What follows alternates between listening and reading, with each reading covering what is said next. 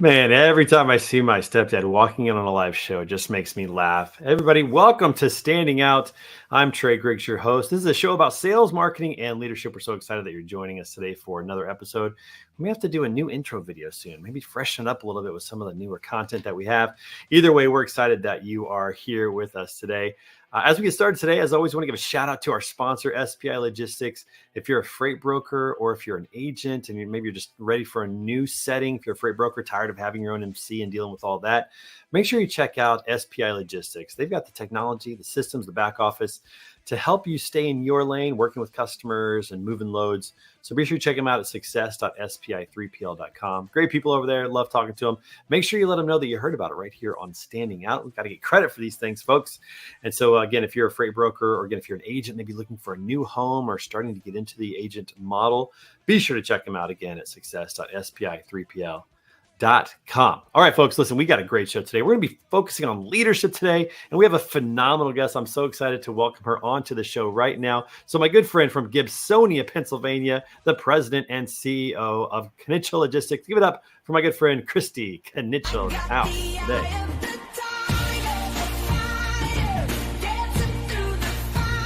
What a great song. This is totally you. I love it. I'm gonna hear me. That's right. Look at you. This is what you get along with it. This is your alarm in the morning. This is what you wake up to. I can tell. This is what's coming out of the speakers and just getting you out of bed every day. I can tell. Absolutely. It's very motivational and inspirational, I will say. I mean, Katy Perry had it. That was a banger. That's for sure. How are you doing, my friend? It's so good to have you on the show. Yeah, doing great. I appreciate being back and talking some leadership with you today. Well, you know, we think about leadership. I mean, you're right at the top of the list of the people that I know in my network and what you've built over at Knichel Logistics. We're going to get into that and talk about that in a little bit. But before we go any further, we're so excited that you're on the show today. We want to give you a little something to say thank you. So would you like a coffee mug or a water bottle? Which one would you like to have? Ooh, no, giving away prizes here on the show.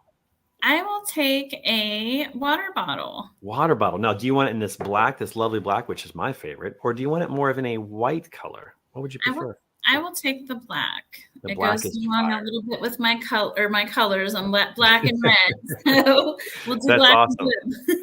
We'll get that over to you. And again, we appreciate you being on the show today. And speaking of bangers, speaking of great songs, one of the fun facts that I know about you is that you love to attend music festivals. Do you know how many music festivals you've attended over the years? Do you have a count? Oh my gosh. I don't have a count, but it's probably definitely in the 30 range, if not like from just festivals. That's not counting concerts that are just single out there. But yeah, and the interesting thing you'll probably ask me next is what am I doing this year, right?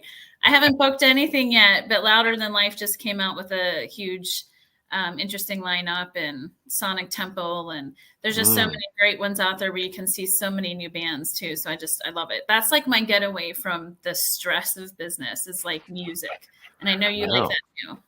It's so wonderful. I love it. I have not been to many music festivals in my life.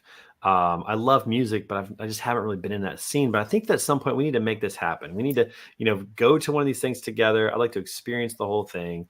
That would be a ton of fun. Yeah, it's definitely an interesting experience. And I took a friend of mine and her husband last year to Ink Incarceration. And I think the looks on their face were priceless when you see the different people that are there. And just going to shout it out now, the nakedness that happens, the outfits. So it's definitely interesting. But music is my soul. Like, I just feel like that's what helps me get through the day or when I have challenges. And it's just my release. I love it.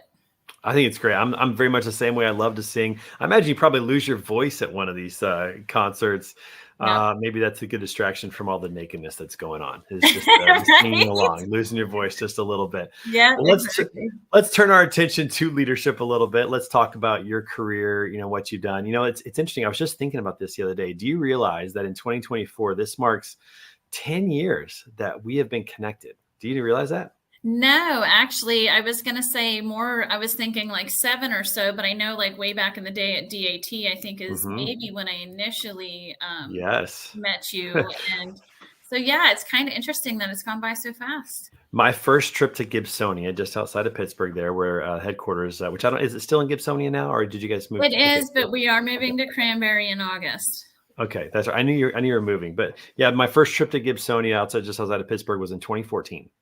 And I came by the office. I remember I played golf with JR and with Matt at a golf course there, and just fell in love with Knichel Logistics, with the company, with the people, with everything that you guys are doing. And again, I remember this was the first time I met you, and I know I was so intimidated the first time that I met you, because here's Kristy Knichel, and she's the owner of the company. Her name's in the brand. Like, this is a big deal, and you guys could not have been more kind and just more hospitable with me.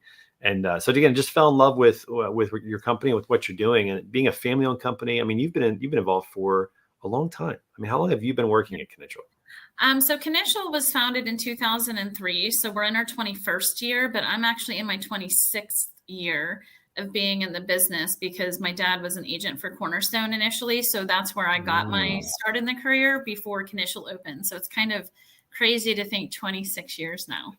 It is. Time really does fly. It goes by pretty fast. And you started pretty much doing every job, just kind of doing everything, and then eventually just kind of rose to the point of now where you're running the company. What was that process like of just learning all the jobs? And did you know that it was like preparing you to take over? Was that the plan, or did it just kind of evolve over time? Yeah, so it's interesting. You say, was that the plan? I was 19, so to be quite honest, it was a job for me. But like, I say that in a way that, like, I'm a hard worker. I worked 2-3 jobs. I did what needed to be done. So when I came into the company, all we did was intermodal initially. So I was an intermodal dispatcher. And then as we began to grow in the truckload LTL, like, I did pretty much everything within the company. I had no clue that I was really working up that ladder, so to speak, for my dad to say, hey, I'm going to put you in this role. He just put me in that role. We didn't even discuss it. It wasn't even something that was kind like, of how family works sometimes, right? It wasn't even like, hey, do you want to do this? Or me saying, hey, I'd like to run this company one day. I mean, I just did whatever was needed, and whatever he asked me to do, I did, and went above and beyond. Okay, so looking back real quick, obviously, I know you love the position that you're in now, but looking back, excluding your current position, what was your favorite job that you did in the company growing up? I think my favorite job is still the first one I did, which was being an intermodal dispatcher. And I think the challenge of during peak shipping time out in California, when my dad was using one carrier, and I'd have a list of like 50 carriers I had to call to find an option or a carrier to truly move the business. And I think it was just rewarding building those relationships, and then convincing my dad, like, hey, we have to like divvy this freight out to other carriers. Like, we can't just depend on one carrier to handle all that. So I still think that that's my true love within the business. And, so it was really hard, I think, moving up and out of that. But I feel like I'm in a good place now. Like, I've had people work for me for a long time, and they know how I wanted things to operate, especially John, who runs everything. So it's interesting to watch it from where I am today. Yeah. And it's I don't know what it is about the first job. My favorite job that I've ever had to this day was my first job as well, as a high school physics teacher. I don't know if it's just like the newness of it, or maybe something you always remember, but something about that first job that really stands out, Yeah. you look back. And maybe it's just because that's the foundation, right, of that got you started into what you're doing. And, and again, not that I didn't like the other aspects of it, but I think because that's what I did the most as well. Yeah. But to this day, I'm still operations at heart. Yeah, exactly. Well, I mean, you got your start there. You think that way. I think that's good to be an operator in that regard. What's interesting is when I think about great leaders, when I think about the people in my circle, or just people that maybe you see from a distance, it seems like great leaders, one of their greatest attributes is recruiting great people, like having great people around them. And you just mentioned John, who I know. I think guy's a gem. He's phenomenal. Yep. And, I've got great people on my team as well, Coleman and Talia and Morgan and so many others. Like, we have I'm so, as a leader, I'm shocked that I have those people on my team. But I think that there's something about that speaks to, like, you as a leader, to have some people like John, the quality of people like John and others in your organization that do great work. Talk about that from a leadership perspective, and how important it is to recruit the right people. Yeah, I mean, it's extremely important. I think, everyone talks about this, and I don't know that there's a secret sauce to it, to be quite honest, but part of it is truly, the people that you bring on is them believing in your mission, your vision, and what you're trying to do. And I think allowing them the space to do what they do well. And I think that's something I've always been good at is, hey, this is what my expectations are. but now you take it and run with it and kind of stay out of it, right? So that they can continue to learn and do their own piece with that particular job, whether they make some changes. And I think that's the biggest thing that has been helpful, I think, through my leadership with the company, is really bringing in those people, treating them like family, like people. You know, we don't yell or argue or scream. We might not or agree on everything, but very respectful conversations and just respecting each other's opinions about things. And that was not the way it was with my dad growing up through the company. Totally different style. But I will say it definitely, that made me, I think, the leader that I am today and why I deal with the people the way I do. Was it difficult to step out of the way? I mean, you're operations at heart, so you know how to do it and you know how you want it done. Was that difficult to step back and just let other people run the show? Obviously with some oversight, but was that a challenge for you? Yeah, it was a challenge for me. I think the most part of the challenge was just the fact that I would still be copied on emails, right? When there was an issue or a certain customer or a carrier, because I worked with them direct for so many years. And again, I was running the sales team up until this past year too. So again, like I'm seeing things that are going on. But I will say the last probably 5 years for me has been a lot easier because John and the team does know what my expectations are. And I really do stay out of their way. There has been a couple times John's walked into my office and I said, you don't even have to tell me. I know what I did. I'll stay out of it. Because sometimes it makes it a little messy when I'm asking questions. And meanwhile, he's already got a handle on it, and I'm just like, I should have known that. But I will say, like, I think between our, working together for as long, because John's been with me, I think 18 years now. It's one of those things where, we get each other and I trust him and he knows I trust him and he's not going to do anything that I'm not going to necessarily agree with. And I'm always about do what you think's best. And if it doesn't work, we'll pivot and we'll change and we'll figure it out. Like it's okay to make mistakes and it's going to happen. So yeah, I mean, it definitely was challenging initially, but I would say the last few years in particular, it's, knowing where I need to go with the company. And that's taken a lot of coaching on my side with leadership coaches telling me what I need to be doing versus this.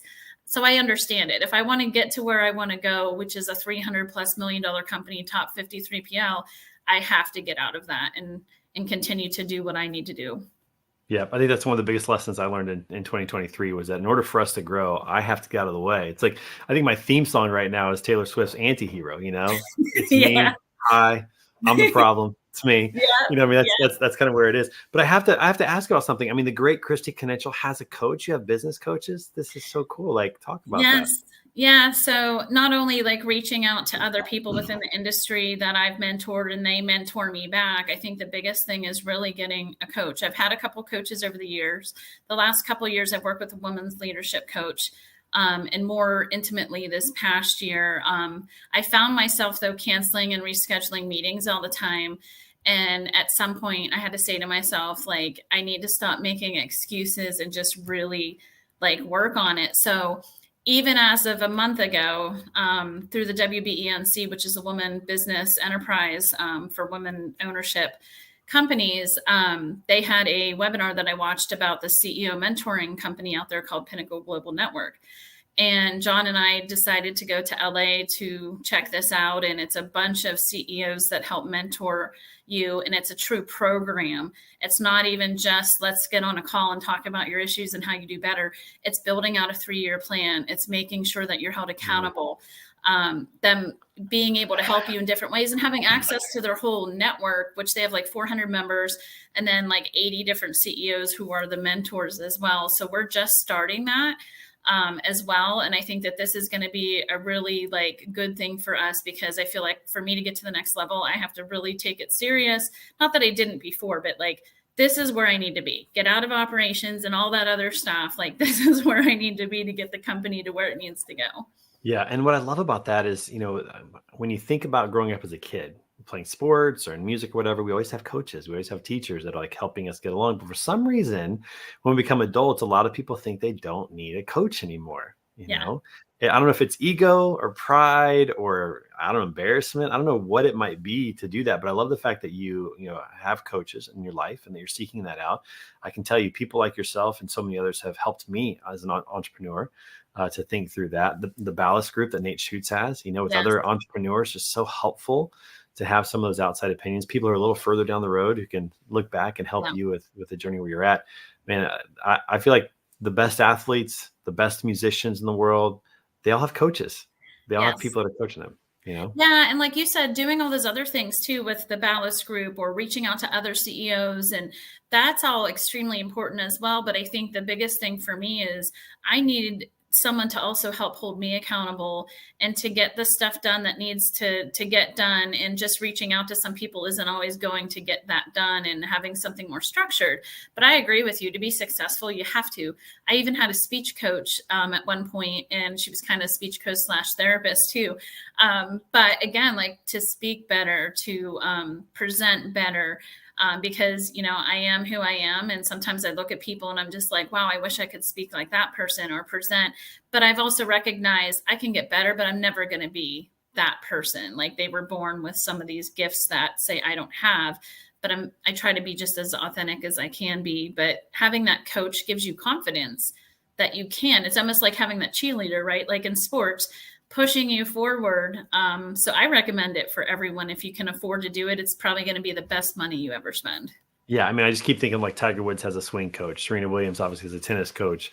Tom Brady had a throwing coach. Like he's one of the greatest quarterbacks of all time. He had a guy helping him throw the ball better. Like it just blows me away that the great people like do everything possible to be the greatest. It includes coaching, getting an outside perspective, which I think is just so valuable. Let me go back to one thing though that you said that I think is really important, and it's this idea of like getting out of the way. It's so like it's great to recruit the right people, but it is also so important that you let them run with things and kind of get out of the way. I have the same kind of issue of like, I remember there are times where I'll ask Coleman, don't forget to do this. And he's like, I've already done that, and I think a lot of that is helping them, not only putting them in a position to succeed, but also giving them that sense of ownership. Like this is yours to run with. Talk about how you've been able to do that. I mean, this is Knichel Logistics. You're Kristy Knichel.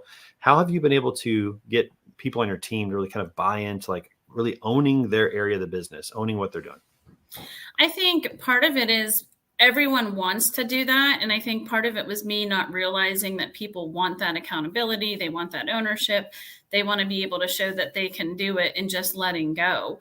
I think it's setting the expectations up front so that they know, again, your mission, vision, and how you handle things. And then you just have to release it and let them do it. And honestly, like I said, over time, it's been challenging, but I've really held myself back, because you really see people shine when you do that. And we've had that issue even more recently with our middle management, which we got them all leadership coaching as well and put them through programs. And part of it was us letting go, like even John now too, like I'm letting go to John. Now John needs to let go to the management that we have and letting them do it instead of, I need to do it. I could get it done faster or whatever it might be.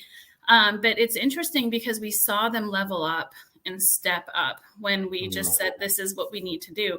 Because the core group of people that are with me in middle management have also been with me, 8 to maybe 18 plus years as well. So all they know is working with us in a small company growing to the size we are today. But like, this is what we're doing to get to this size. And we're now going to put this in your hands and trust that you've worked with us long enough. You know how we expect things to be done, but put your like little swing on it and how you want to make some changes. And I think that's the biggest thing. Like people just blossom when you let go as a leader. Yeah, I think you're absolutely right about that. And it's difficult, but it's so powerful to do that. It's really, really important. Okay, one more topic before we have fun and play a game. All right. So you mentioned the idea of creating a family-like environment. This is a controversial topic because some people say, hey, business isn't a family. You never fire your family. So some people like team, but some people say, hey, we want to treat you like family. So how do you balance that out in the fact of like, you want it to feel like a family, but at the end of the day, it's also a business. People have to perform. If my daughter doesn't necessarily perform tomorrow, she's still in the family. How do you balance the two, the idea of like being a family, but also being like a well-oiled machine, a championship team? Yeah, I mean, it's interesting because I think, again, like from the family aspect, it's treating people with respect. Because I always sit there and I talk to John sometimes about, well, not every family is like great. Like they have their issues, It's true. their Some are pretty troubles. dysfunctional. Yes, Right. sometimes it's like you talk about that, like it's this great thing, being around family, but we all have our challenges and issues. And I think it's creating that environment that it's okay, that we're not going to always agree. We're going to have differences and talk through it respectively to each other, when those things come up. And I think that that's at the end of the day, they know what the expectations are. But if things go wrong or if they go right, we celebrate it, we talk about it, we get through it together as a team. And I think that that's probably the biggest thing that we've been able to create within the company, and having that open door policy, so to speak, like, yes, I'm very busy, but if people want to talk to me, they have access to me or John. Just being able to speak and say what you need to say. Like, even if we make a decision and they don't agree with it, well, tell me why you don't. Like, for example, we're moving to the new building here in August, and John sent out an email to the group like, hey, we got to pick out furniture, but we're not going to be sitting in it. So we want your opinions on what you guys all want to use. So including them, inclusivity is like huge, I think, within a company, including them in decision making when it comes to things that affect them. Yeah, it's really important too. It takes so much effort. I think this is where I think the crux of the matter is. It takes so much effort to be a high functioning team, but also care about people enough that they feel like their family. Kind Right. of balancing both of those is really, really difficult. But you're right. When you give choices, when you allow them to have input into certain things, I think it also increases that level of ownership. We just rebranded Beta Consulting Group, which was really a fun process, but it was the team that initiated that did all of that. And I think at first they were a little reluctant. They're like, this is Trey's brand. Is he going to be offended by us wanting to rebrand? And I totally could have been, but we've been talking about how I got to get out of the business a little bit, how I have to kind of step back a little bit, those types of things. And so it was almost like the first test of that philosophy of, will I just get out of the way and let this happen? I'm so glad that I did, because the logo that they came up with is just awesome. I mean, I love it. It's just so much fun to have on there. And, Yeah. and that gave them a sense of ownership, a greater level of ownership by doing that. So I was able to see this firsthand. But I just think it takes a lot of effort to have the high performance team aspect, but also care about people enough that at the end of the day, they're people, their family, we care about them. We want them to be, healthy and happy and successful and all those things. I agree. And I think the other point to add to that too is, like, when you have your core group of people, having that instilled in them at a young point in the company as you continue to grow. Like, I think the problem is always, how do you continue to have that environment? And I feel like to do that, you have to have that core group of people that are still with you, hopefully, that can continue that on. And even me as a leader, obviously, and John is a leader in the company, but you have to continue to always show up, be there. On our monthly meetings, I talk about the values all the time. So, again, it is work. It's always going to be work. It's never set it and forget it. Yeah, that's true. There's no set it and forget in business. I'm learning that pretty rapidly, pretty quickly. All right, listen, we got to pause and play a game. When we come back, we're going to talk a little bit about what you're doing for women in the industry, which I think is so powerful. But we got to have a little fun. So we're going to play a game today that is called What Song?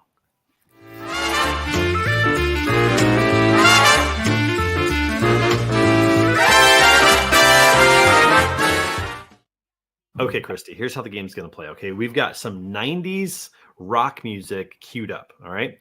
And we got 5 seconds queued up. But here's the deal. So we're going to play a little name that tune, kind of a little challenge. So we're going to start at 5 seconds. We'll let you start. So if you think you can name the song in 5 seconds, you're going to say name the song. I can name it in 5 seconds. If I think I can do it in 4, I'll say, I think I can do it in 4. At some point, one of us has to say, okay, go for it. Good luck. And we'll see who can name the most tunes. All right. So again, we got 5 seconds max, and then it's going to go down and we'll see who can name. So let's start with you. Do you think you can name the first song in 5 seconds? Sure. Why not? Okay. I think I can do it in 4 seconds. I don't know what it is, by the way. I don't know what these songs are. Just so you know. All right. You want me to go for it, or do you think you can do it in 3? I'll do it in 3.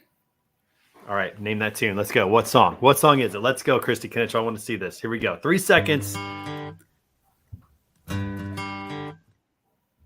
Was it Green Day? Ooh. That is Green Day. You're right about that. Yes. Look at that. It is Green Day. Nice. Look at that. I'm not always good with the song names, but like knowing the actual bands is probably better. Hey, listen, we're gonna give it to you. That was impressive. Isn't it amazing how you can just hear like one, like the first note I heard, I was like, "That's Green Day." That's so good.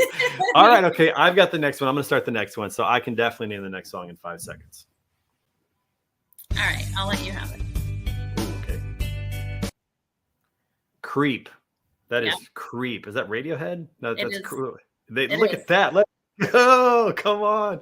Although that was definitely not 5 seconds. I only got like 2 seconds on that song. No, and I knew it was Creep, but Radiohead I wouldn't have gotten right away. Yeah, I got lucky on that one. That one just kind of popped into my head. Okay, all right. It's 1-1, Kristy Knichel. You get the next one. You got 5. Can you do it in 5 seconds? Sure. I can do it in 4. I believe I can do it in 4. Can you do it in 3? I'll try.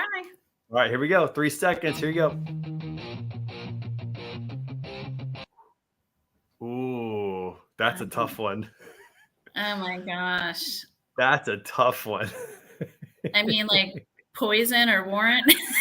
Golly, oh man. I don't know that I could steal it. I don't even know if I can steal that one. I feel like as soon as they say it, we're gonna know what it is.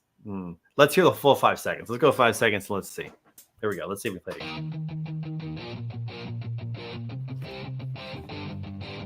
Jesse's Girl? Not Jesse's. Oh gosh, no, that's not Jesse's Girl. Oh, it's killing me. Okay, what is it? We can't get it. We don't know this one. What is it? What's the title? No, just give us the. There we go. Oh, it's Green Day again. That doesn't sound like it. It is. Yeah, it's Basket Case. Yeah, I know that one. It's on the CD Longview. It's a great album. Oh man, that's a bummer. All right, we missed that one. Okay, all right, okay. Let's go ahead and turn that song off. All right, so I get to start the next one here. So I think I can do the next one in 5. I'm doubting myself now after that one, but I think I can do the next one in 5 seconds. Can you? I'll let you have it. I'll let you have it. All right, here we go. 5 seconds. Here we go.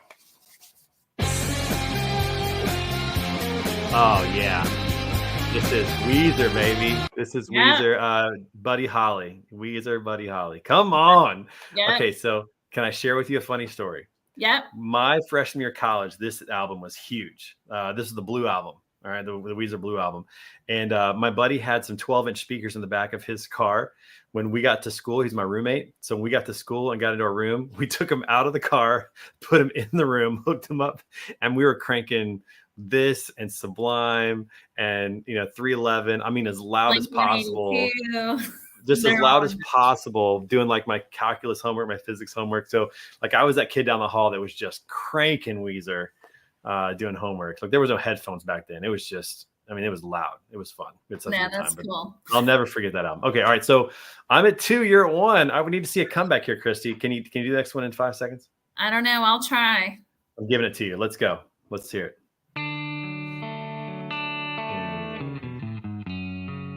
That is a good one.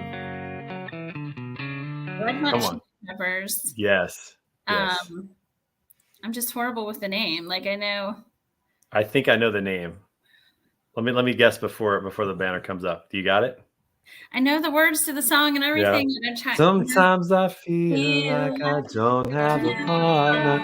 That's right. All right, so I think it's Under the Bridge. Yep, Under the Bridge. Red Hot Chili Peppers. That's right. I usually get one or the other. I'm probably never going to get both. It's impressive though. It's impressive. It's amazing how you can just. Okay, so you got that one. So it's 2-2 now. How many more rounds do we have? Can we get an update on how many rounds we have on this thing? Because I think I got the next one, but we're gonna. I'm gonna say I can do the next one in 5 seconds for sure. All right. So can you do it in 4? We have 8 rounds. We got more to go. Yes. You're gonna let me go. All right. Here we go. My turn. Here we go. What's the next song?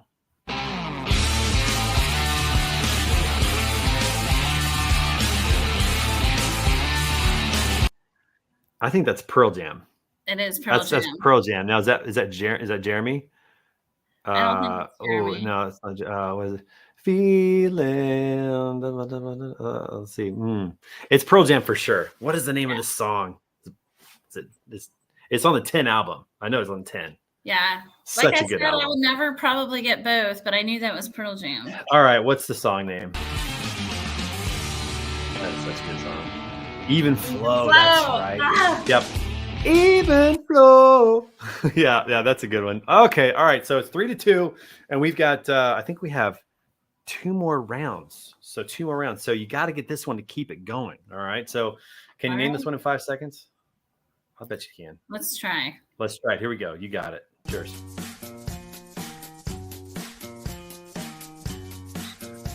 Cake. Ooh, do you know that one? I want to say it sounds like cake. It does sound a little like cake. I could also go a different route, but it does have kind of got a cake sound to it. Yeah. Is that your final answer? That's what you're going with? Yeah. There's no way. All right, let's see. What is it? What do we got? Oh, it's a Weezer song. Another Weezer song. I did not catch that one out of it. Oh. They're tricking us because they're so different. I know. That was definitely a different Weezer song. Weezer was one of my favorites back in the day. I know. I feel bad that we didn't know that one. All right. Well, let's do this. I think is this the final round? Or do we have 2 more rounds? Let me know. Final round. Here we go. We're gonna make this one worth 2 points. Whoever can get it first. Okay. So we're both gonna go. So it's anybody's game still. Here we go. All right. Let's go. We're both gonna go at the same time. Here we go. Blink 182 rock show. Is that Blink 1? Oh man, is that right? I don't know if it's rock show, but I know it's Blink 182. Okay, is that correct? Yeah. What's my age again? Okay, congratulations, Kristy Knichel. You have won this episode of What Song? You know the 90s songs a little bit better than I do. That's a nice little throwback, isn't it? I mean, the 90s rock music was some of the best. Yeah, no, absolutely. You don't hear much of it anymore on the radio. So I think there were more one-hit wonders in the 90s than almost any era, it seems like, because everybody at that point was able to kind of form their own band and start recording their own music. I think more than previously. Right. So you had all these bands that would form and do one album and probably break up. I don't know. They only had one good song, made the radio, and that was it. There's a ton of those out there. There were a lot of really good ones with that. But anyways, that was a fun game. Thanks for playing along. Had a good time. I appreciate it. All right, let's talk a little bit about what you're doing for women in the industry. This is one of my favorite parts of you as a human being, my friend, because not only are you helping just anybody who really reaches out and asks you for help, but you really focus on helping women in the industry because, let's just be honest, it's been a tougher road for women in our industry. And so talk about where that kind of passion came from to help out and some of the things that you're doing. I know there's a lot that's going on. Let's talk about all the things you're doing. Yeah, I think the biggest part is, being a woman in a male-dominated industry. When I started at a young age, it was very challenging for me. So I didn't have a whole lot of support, a whole lot of help. And I think, that help came a lot further in my career. And now I think with social media out there, COVID kind of, I think, put a lot more people out there on the podcast and whatnot, where there's a lot more visibility to it. And I think my passion for it really comes from the fact of not having that help early on. And I want to be able to help those other people out there, whether they're men or women, to continue to evolve in their career, maybe not make the same mistakes that I made. So, yeah. And that's why it's so important to me, and just the struggles that I went through too. And I don't want to see people go through struggles if they don't have to. Yeah, right. My dad used to always tell me there's 2 ways to learn in life. You can learn from your own mistakes or from others, and one is less painful. So right. Learning from other people's experiences, I think, is really, really important to do that. And, I've gotten involved with women in trucking, been to that conference a couple of times. And as a girl dad, I got 2 daughters. Like, I really feel like, I wish that I would have had a different perspective earlier in my career. But certainly as I see my daughters growing up, I realize that people like yourself and Nicole Glenn and, Shelly Simpson and so many others are really paving the way for my kids, for the opportunities that they're going to have someday, whether it's in this industry or in other industries. And so I'm so thankful and so grateful for people like yourself who are the pioneers, but also not just looking out for your own interests, but also trying to help as many women as you can to make it a more standard thing. Obviously truck driving is a little bit more challenging for women. I get that from a safety perspective for sure, and parking and all those kind of issues, but there's so many great opportunities in this industry that women do awesome work. And so it's like just exposing them to that, letting them know they can do that, putting them in positions to succeed. I think those things are just really important in our industry to let women know this is an industry for them and what they're doing.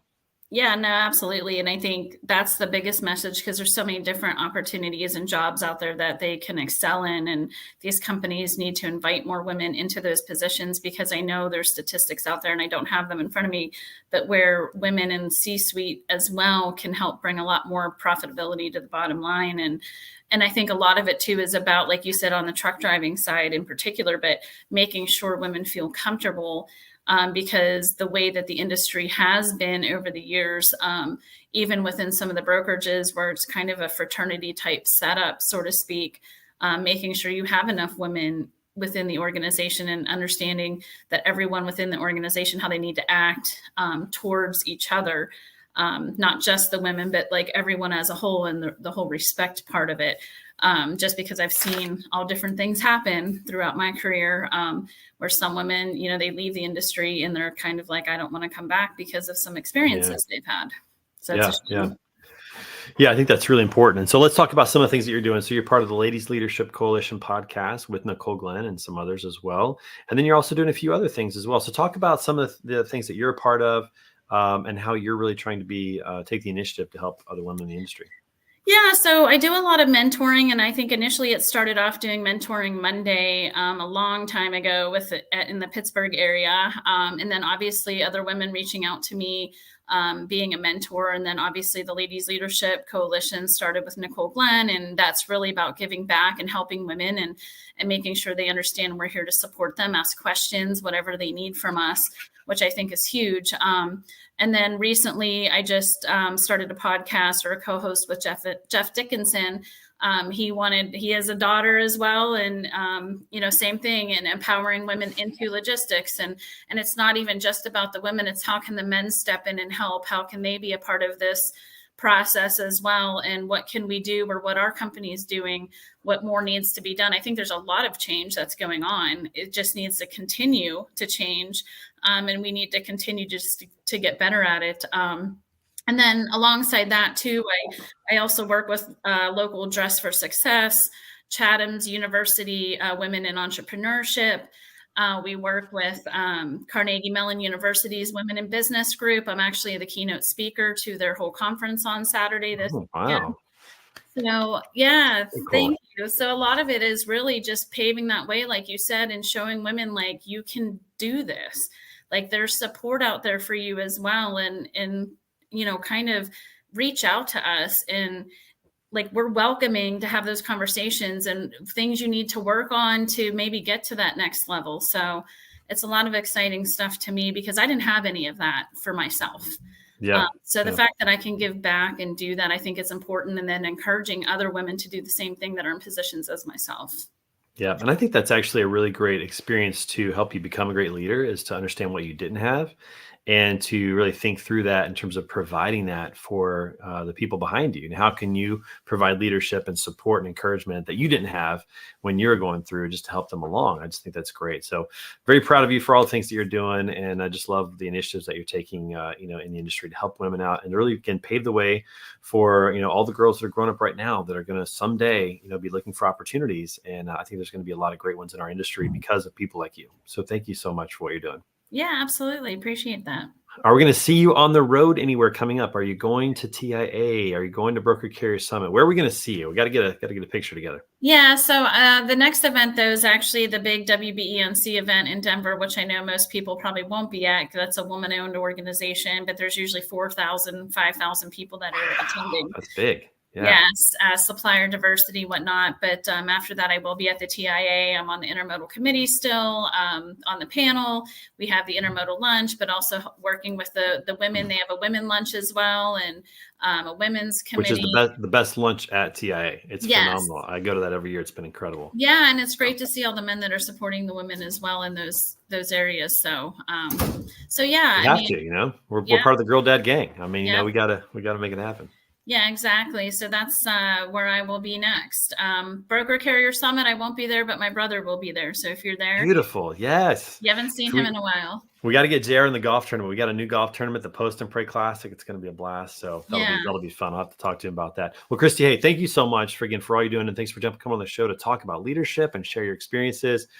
So excited to always have you on the program. We'll have to get you back on here real soon. Can't wait to see you on the road, my friend. Yeah, thank you. I appreciate it. All right. We'll talk to you real soon. Sure. All right, everybody. Hey, make sure you come back again every Tuesday for another episode of Standing Out with people just like Kristy, just amazing guests talking about their experiences on the show and really on how you can stand out in your respective field. Again, every Tuesday on YouTube, you can get all of our content. Be sure to subscribe to our channel, the Beta Podcast Network, Beta_Podcast_Network. Subscribe to that for all of our content. And remember, stop standing still, start standing out. We'll see you next time.